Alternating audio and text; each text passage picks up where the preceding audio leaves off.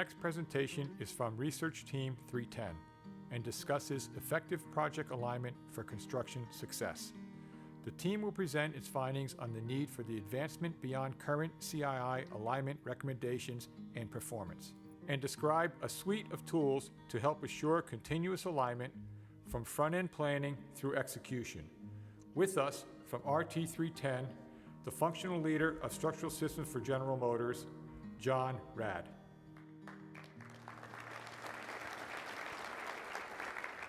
Good morning, everybody, and all of a sudden I feel kind of understaffed up here. So, I'm John Raad from General Motors, and I'm here this morning to represent RT310 and talk about effective project alignment for construction success.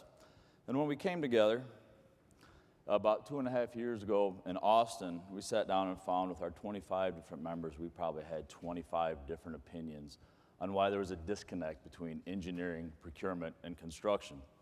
So to get us started, we kind of took a look to the past a little bit to see what people before us in CII have done.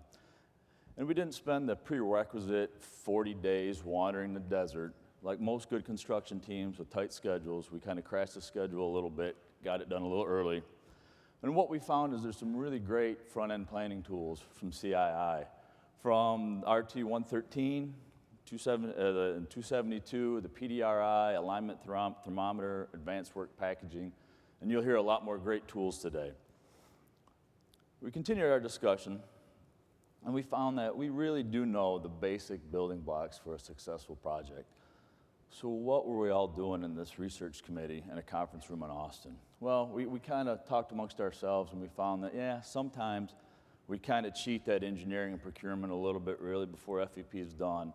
And then since we're all can-do kind of people, we kind of rush out to the field to get started. So to help us kind of put aside some of our biases, we endeavored on a little bit of a research project with Bill O'Brien from the University of Texas, and we really sought to find the gaps in the handoff and the touch points between phases to identify where the problems might lie.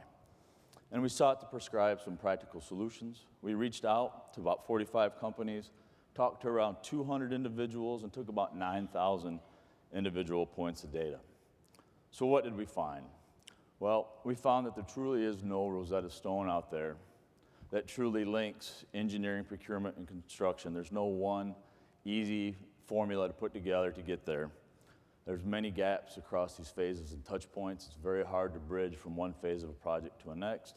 And we found there was some inconsistent execution, not only within our own project teams, but between other teams involved in large, complex problems.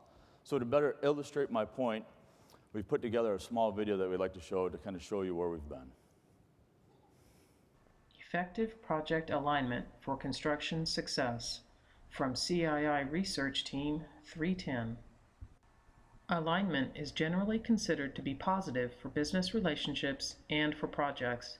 The Construction Industry Institute has listed alignment as a best practice, a process or method that, when executed effectively, leads to enhanced project performance. CII Research Team 113 defined alignment as the condition where appropriate project participants are working within acceptable tolerances to develop and meet a uniformly defined and understood set of project objectives. Put simply, an aligned project is a better project on many metrics. Unfortunately, projects today are often not achieving alignment. We surveyed construction industry professionals and found that 60% rate alignment on their projects as not good. Why is achieving effective alignment a challenge? Well, unfortunately, our review finds that as an industry, we are not doing many things we should be doing. When we looked at corporate procedures, there were many gaps. For instance, there were no procedures for team building, distributing meeting minutes, or for making sure all those who should be involved in each stage, in fact, are. There are many other obvious gaps. We were surprised when we looked closely at ourselves. You may be as well.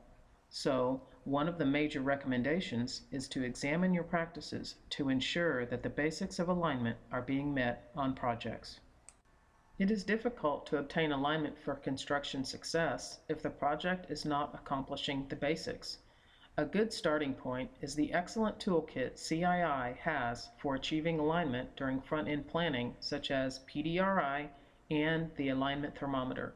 However, effective execution isn't just about getting aligned early in the project, it is about sustaining alignment during design, procurement, and construction. Research Team 310 looked at what is needed for alignment during execution. In particular, we examined alignment with respect to increasing the chance of success in the field. We found 3 areas in particular that could be improved: project execution planning, supplier engagement, and procedures.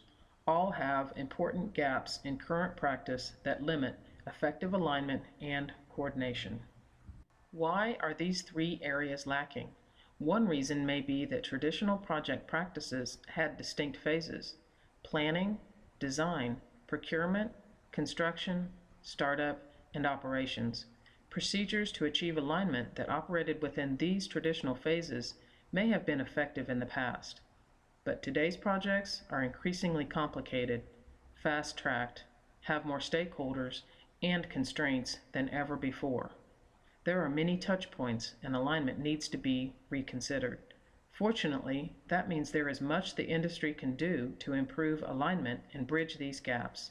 In addition to paying more attention to project execution planning, alignment procedures, and supplier engagement, we found that there are opportunities for broad consideration of alignment behaviors and actions across the entire project lifecycle, as well as the use of automation tools to support those alignment actions.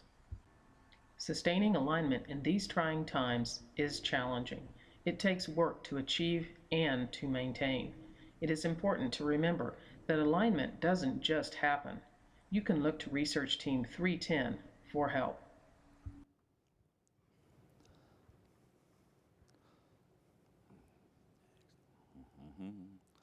Okay, so like any good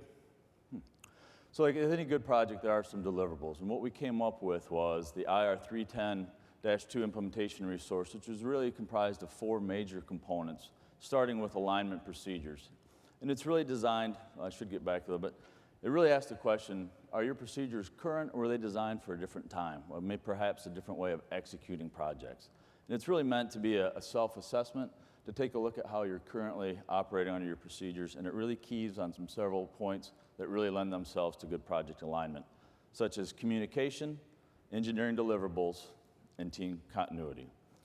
Second phase, project execution plan. And it really gets to the question, do you have a good plan, or is your plan simply to find the best people you have on the bench, send them into the wilderness, and expect a miracle? It's designed to cover from FEP all the way through startup. It's a living document, and it includes a PEP table of contents, which also highlights key areas for alignment across phases. The third, much to the chagrin of my Bentley colleagues and maybe to our keynote speaker tonight, it does not recommend any new technologies in the automation piece. But what it does, it acts as a guidepost to help determine where you're at and perhaps where you would choose to go. And the final leg is supplier engagement. And I think everybody here can relate to this graphic and has probably had a position in there at one point in their career. And it really gets to that relationships really do matter. And with better supplier engagement, you can hope to gain some cost and schedule improvements, some design optimization, and standardization. So the moral of the story today is alignment doesn't just happen. So look to RT 310 for help. And in today's implementation session, we have a couple of learning objectives for you.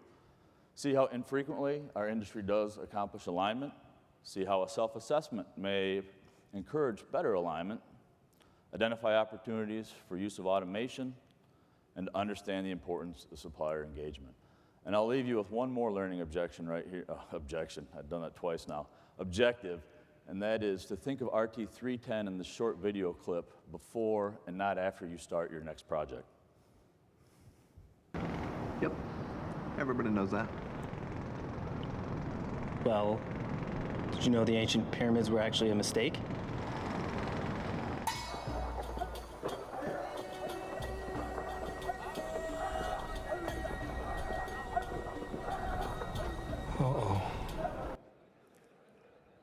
So remember, alignment doesn't just happen.